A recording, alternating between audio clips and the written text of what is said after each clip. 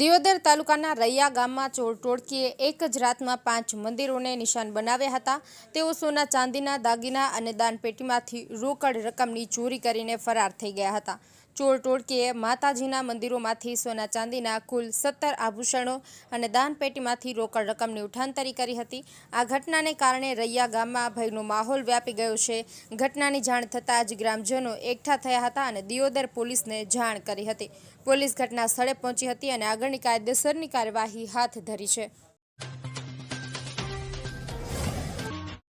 વાવથરાદ જિલ્લાના થરાદમાં શિયાળુ પાક માટે ખાતરની અછત સર્જાઈ છે। ખેડૂતોને ખાતર મેળવવા માટે વહેલી સવારથી જ લાંબી કતારોમાં ઊભા રહેવું પડે છે।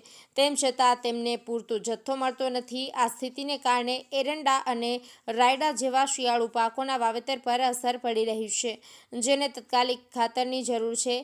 ખેડૂતોના જણાવ્યા અનુસાર તેમને 2 દિવસ સુધી રાહ જોયા પછી પણ ખાતર મળતું નથી।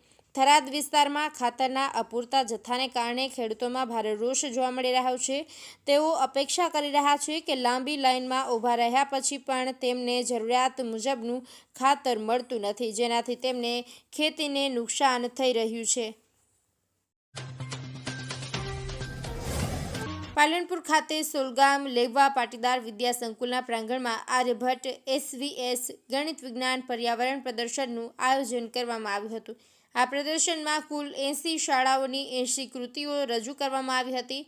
NCERT દિલ્હી દ્વારા આત્મનિર્ભર ભારત અને વિકસિત ભારત થીમ અંતર્ગત આ પ્રદર્શન સમગ્ર દેશમાં યોજાઈ રહ્યું છે। પ્રદર્શનમાં રજૂ કરાયેલી કૃતિઓને 5 વિભાગોમાં વહેંચવામાં આવી હતી। શાળા અને મંડળ દ્વારા વિદ્યાર્થીઓમાં વધુ કૃતિ નિહાળી શકે તે માટે સુંદર આયોજન કરાયું હતું। દરેક કૃતિ માટે અલગ સ્ટોલ બનાવવામાં આવ્યા હતા, જ્યાં બાળ વૈજ્ઞાનિકો અને તેમના માર્ગદર્શકો મુલાકાતીઓને કૃતિના કોન્સેપ્ટ વિશે સમજૂતી આપી શકાય।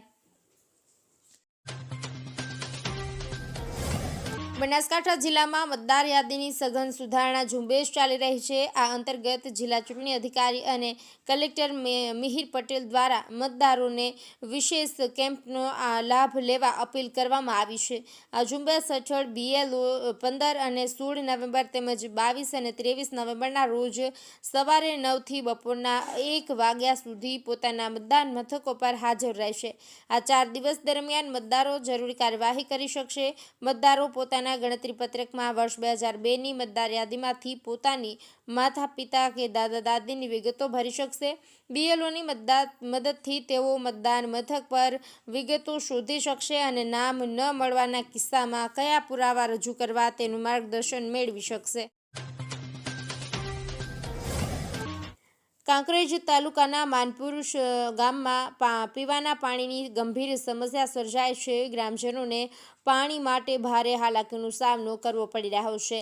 ગામની મુખ્ય પાણીની ટાંકી જર્જરિત અને જૂની હોવાથી પાણીનો સંગ્રહ થઈ શકતો નથી। ટાંકી તળિયેથી લીક થતી હોવાથી તે પૂરતી ભરવાથી નથી। આ જર્જરિત ટાંકીમાંથી ઘરમાં નળ કનેક્શન દ્વારા પાણી પૂરું પાડવામાં આવે છે। જો કે ટાંકીમાં પૂરતું પાણી ન હોવાને કારણે નળ સુધી પાણી પહોંચી શકતું નથી, જેના કારણે ગામ લોકોને પીવાના પાણીની તીવ્ર તંગીનો અનુભવ થઈ રહ્યો છે।